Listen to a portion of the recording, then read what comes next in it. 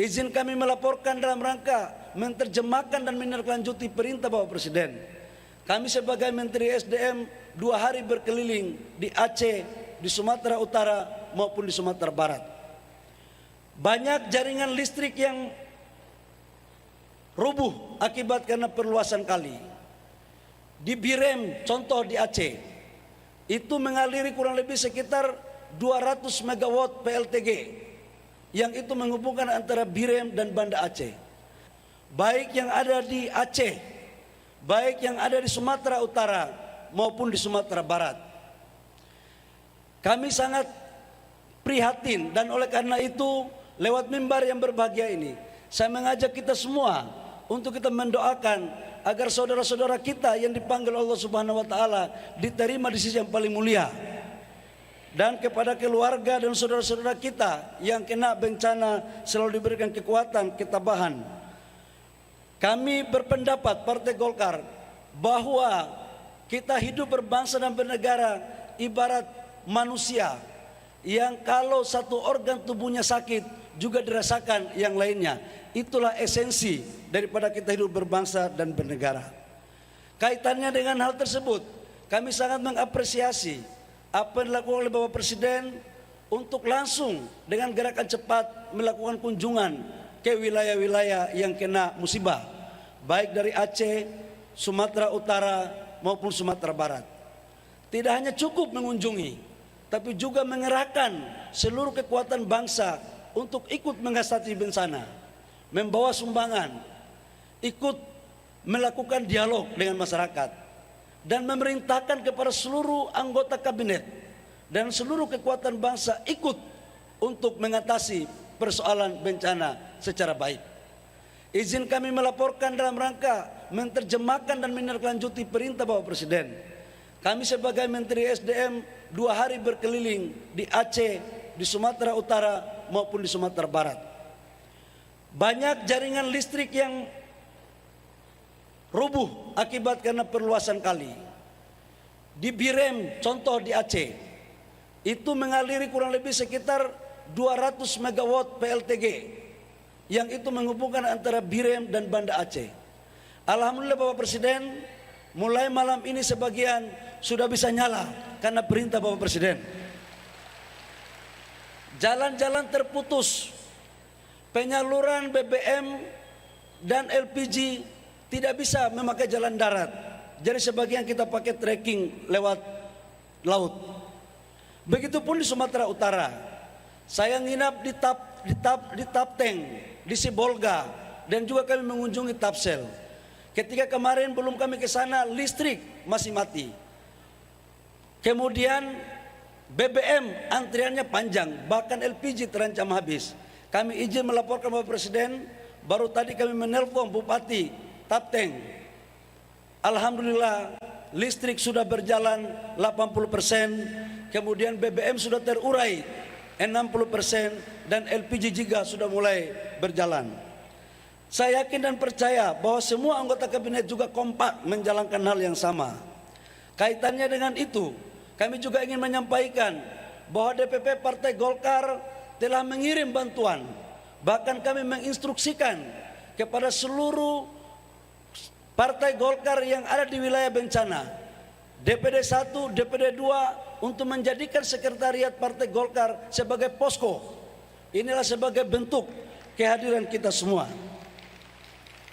Bapak Presiden dan hadirin yang berbahagia, izinkan saya di dalam HUT yang ke-61 ini sedikit merefleksi tentang Partai Golkar. Partai Golkar lahir ada alasannya. Minimal ada 2 persoalan yang fundamental pada saat itu. Stabilitas politik yang tidak terlalu baik, hasil daripada pemilu tahun 55, di mana pengangguran terjadi di mana-mana, krisis pangan, inflasi kita 650%, dan ditambah lagi dengan satu persoalan besar, yaitu adanya kekuatan sekelompok masyarakat dan kekuatan politik yang ingin merubah ideologi Pancasila ke ideologi yang lain. Atas dasar 2 hal itulah kemudian Partai Golkar lahir dengan dilahirkan oleh Sekber, Sekretariat Bersama, Dan sekretariat bersama ini dilahirkan oleh 97 organisasi. 97 organisasi itu adalah terdiri dari petani, nelayan, wartawan, TNI Polri, organisasi-organisasi buruh, pegawai negeri, organisasi kemasyarakatan lainnya seperti Pemuda Muhammadiyah, Soksi, Kosgoro, MKGR, dan lain-lainnya. Dengan demikian dapatlah kita pastikan bahwa Partai Golkar ini tidak dilahirkan oleh satu kelompok tertentu, tapi Partai Golkar ini betul-betul lahir dari kandungan rakyat Republik Indonesia. Atas dasar hal itu, maka sudah sangatlah layak bahwa Partai Golkar ini adalah pemilik sahamnya adalah rakyat, tidak dimiliki oleh siapapun, tidak dimiliki oleh satu kelompok tertentu, apalagi keluarga tertentu. Partai Golkar adalah milik sah anak rakyat yang doktrin karya kekaryaannya sebagai instrumen politik negara untuk mewujudkan kesejahteraan. Atas dasar pemikiran itu, Partai Golkar pertama mengikuti pemilu pada tahun 71. Terjadi perubahan dari Orde Lama ke Orde Baru. Pak Harto adalah tokoh Golkar yang menjadi ketua Dewan Pembina selama 30 tahun lebih. Pada saat Golkar memimpin, tadi saya katakan inflasi kita 650%. Lapangan pekerjaan susah. Dimajukan dengan konsep trilogi pembangunan. Alhamdulillah, selama kepemimpinan Partai Golkar di bawah Presiden Pak Harto, kita mampu pertumbuhan ekonomi kita di atas 7%.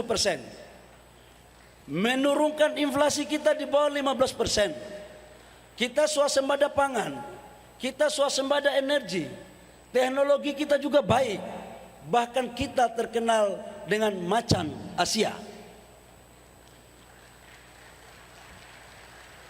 Saya pikir bahwa atas dasar apa yang telah dilakukan tersebut, maka tidaklah heran kemudian kalau kita juluki Pak Harto sebagai Bapak Pembangunan.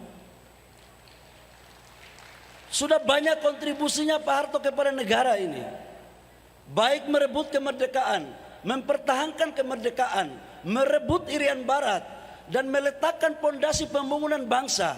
Kemudian Partai Golkar lewat mekanisme yang baik, kami mengusulkan kepada Bapak Presiden untuk diberikan gelar pahlawan. Dan alhamdulillah, lewat mimbar yang terhormat ini, kami mengucapkan banyak terima kasih kepada Bapak Presiden yang telah menganugerahi Bapak Pak Harto sebagai pahlawan nasional. Sebagai partai yang dewasa, kami sangat menghargai bahwa pasti ada pro dan kontra, dan itu hal yang biasa saja. Bapak Presiden, hadirin yang berbahagia, kaitannya dengan hal tersebut, kami ingin menyampaikan bahwa keputusan Munas ada dua hal penting. Yang pertama adalah Partai Golkar harus bersama-sama dengan Bapak Presiden dan Wakil Presiden sebagai partai koalisi yang mendukung pemerintahan. Sampai di mana selesainya tergantung Bapak Presiden. Karena ini keputusan Munas. Kalau merubah keputusan Munas, nanti di Munas lagi. Dan saya pikir Partai Golkar taat tertib pada mekanisme pengambilan keputusan. Subscribe, share, like, and comment. Subscribe, share, like, and comment. Subscribe, share, like, and comment. Subscribe, share, like, and comment. Subscribe, share, like, and comment.